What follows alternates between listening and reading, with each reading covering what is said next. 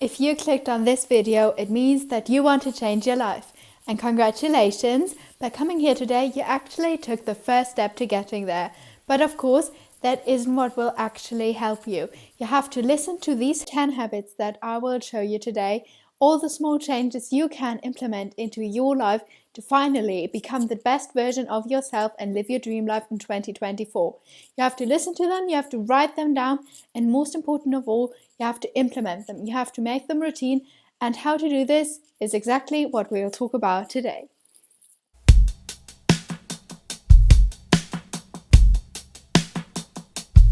The first healthy habit is the exercise snack.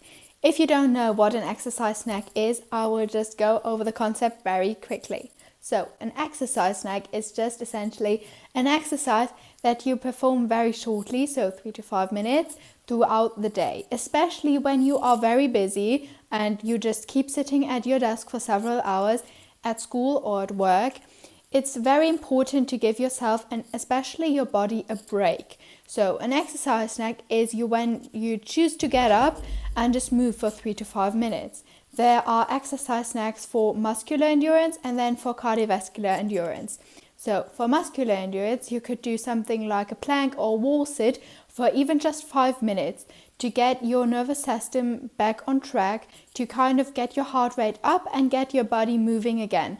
This enhances blood flow, which also helps with your concentration, which will then help you with your productivity later when you choose to go on with your work. But it also really helps with your muscles. It helps in muscle hypertrophy, so building muscle. But it's also just so good for your mental health because you feel much more refreshed when you go back to work.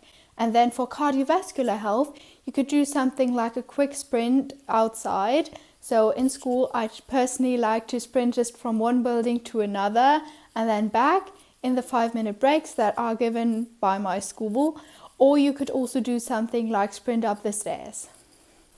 The second healthy habit is walking. And I know we have all heard of it, but walking doesn't mean you have to do these crazy 10,000 steps a day. It's just being mindful about your choices and how to move your body every day. So maybe the next time when you are somewhere and you want to take the elevator, think to yourself, is it really that bad for me if I just take the stairs instead? Will it really take that much extra time? And most of the time it doesn't. But what it will do is it will massively enhance your cardiovascular health. It will make you feel more refreshed and also is so much healthier for your body. So choose to take the stairs instead. Choose to go outside and go for a quick walk. Choose to get out of the bus station earlier and just walk the last 10 meters to your house. Just make mindful choices and improve your cardiovascular and overall health by choosing to walk more every day. Just these little changes make the biggest impact in your day. Next, we have sunlight exposure. And if you follow my podcast, which is Aesthetic Gains, The Productive Path on Spotify, you have already heard of this on my episode about dopamine. But essentially, if you get in sunlight, especially in the morning, this isn't only important for your vitamin D levels, but it's also so important for your happiness. Because when you get sunlight in, your body releases dopamine. So over time, you will have a higher level of dopamine. You will have a dopamine spike. And then you will feel happier throughout the whole day, especially if you make this a point to do sunlight exposure every day consistently. You will feel so much happier every day. It's something that is so simple to do, and I like going outside in the morning right after waking up every single day and just reading outside for 10 or so minutes. And now next we have mindful eating. This may look different for everybody, but for me, mindful eating means snacking less and also hydrating always first thing in the morning, especially before drinking coffee. It also means choosing to eat high nutrient foods and always having protein, complex carbs, healthy fats, and antioxidants as vitamins in every single meal, just so that I will feel my best mentally and physically. Also, I try to focus on having actually filling meals instead of snacking all of the time and eating around the same time every single day. Also, not moving my body an hour after I eat because I know that that will just make me feel very sick. You just have to listen to your body, and you have to find out what feels good for you and what doesn't, and then choose to do the thing that will not only make you feel good in the short term but also in the long term, because you don't only want to focus on you right now but also on your future self, because that is the only way you will become the highest version of yourself. The fifth habit is a personal favorite of mine that I always preach to all of my friends, and it is choosing to start your day with a healthy stimulation. So rather than going on your phone first thing in the morning, checking your TikTok, checking your Insta, choose to read, choose to go outside, choose to draw, choose to journal, or just do something that will really make you feel good. Because when we start our day with going on our phones, going on social media, we are only just setting ourselves up for failure, because our brains, especially in the morning, are very vulnerable to information. And what is social media? It's just such an overload of so much information, of so much pictures, of so many impressions, and it's just really difficult for your brain or for yourself to handle this in the morning, and it's really exhausting as well. So if you start your day like that, the whole day you will feel very sluggish, you will not be able to concentrate well. Rather, if you start your day reading like me, even outside, or if you just journal or do something else that doesn't require you using your phone, trust me, it will make such a difference in your day. And I'm not trying to demonize social media, because it is literally what I'm doing right now. But I think we do have to be mindful about how we use it, and going on it first thing in the morning might not be the most positive for us. And also, if I start my day with reading 10 pages of a self-help book or a non-fiction book that will teach me something, I will also just feel so much more motivated to start my day, to get going and to be productive. Whereas if I start my day with going on Instagram, I will not want to be productive. I will just want to lie right here all the day, which is in my bed rotting. And this is not what we want, because we do want to feel motivated to wake up every day. We do want to feel positive, but we have to do something for it. It doesn't just happen overnight. Now, this also kind of ties into the third healthy habit, because this is also about dopamine. What I'm talking about are cold showers.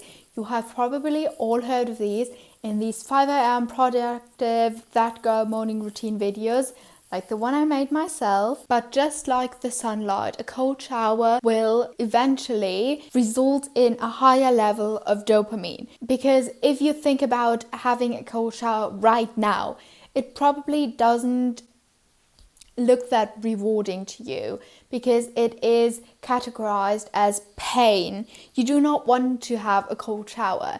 The thought of having a cold shower is not appealing to you. So if you do choose to have a cold shower, you will have a drop in dopamine. But the larger and more quickly this drop happens, the larger the dopamine spike after will be. So if you do choose to have a cold shower now, in 10 minutes from now, you will feel so much better. You'll feel so much more motivated. You will feel so much more bright and positive.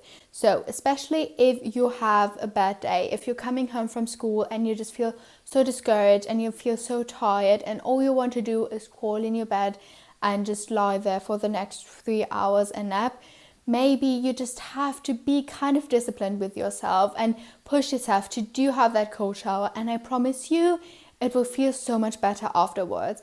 In the moment, you will not want to do it, but trust me, just 10 minutes after, you will be ready to conquer all of your tasks. And I know this might sound kind of weird and you will think that this doesn't really work, but trust me, just try it out and see how well it works. As the seventh healthy habit, we have stretching and foam rolling. This, again, is a personal favorite of mine. But not only for my fellow athletes out here, foam rolling and stretching is so important, because we just tend to sit for hours on end every single day. It doesn't matter if you sit at school or at work, it's not good for your body. Our muscles get stiff and we have tension in our body. And if this tension is not released by stretching or foam rolling, it will get stored in your body, because your body literally stores your stress and trauma. So it will lead to injury, it will lead to tension, and it will be very painful, and it will not make you feel great. So even just taking 10 minutes every day to stretch a bit, to foam roll a bit, and to release that tension your body stores, you will not only feel so much better physically because your muscles are longer, your muscles are stretched, and you'll feel energized. You will also feel so much better mentally because all that stress that was stored in your body is then released. Eighth up, we have keeping your space clean and tidy, because we have all heard of this. Our room is a reflection of our mind, and when we have a cluttered space, we will also just automatically feel very cluttered. We will not feel very clear mentally, and we will not be able to focus in this environment. So I choose to make it a point every single evening to tidy up my room for 5 minutes, and it makes the biggest difference.